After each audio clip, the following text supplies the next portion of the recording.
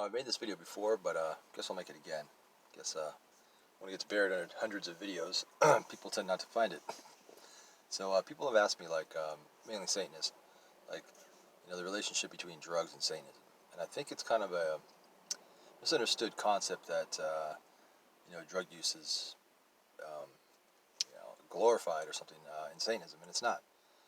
In my opinion, drug use is kind of like, say, your sexual orientation. I don't really think it really makes a difference on the bearings of, your philosophical outlook, to in the extent that it doesn't have a negative effect on your life.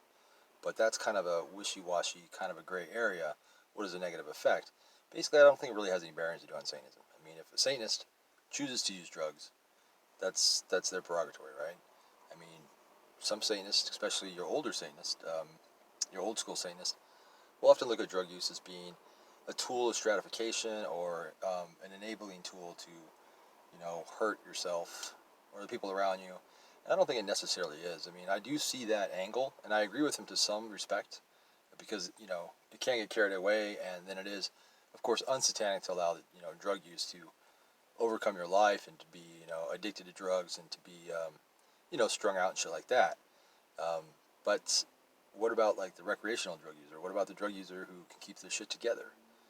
So nowadays I really don't think it has any bearing. But Satanism certainly doesn't glorify drug use for any means, by any means. There are Satanists that use drugs, and there are Satanists that don't. And I think, Satanists that don't, they look at it like, I want to live the longest, healthiest life I can. Great. That's a great thing to live for. That's a great motto, But Satanists who feel like, I'm going to use drugs when I feel like it, because drug use enhances my experiences in life, and I find them enjoyable. Indulgence.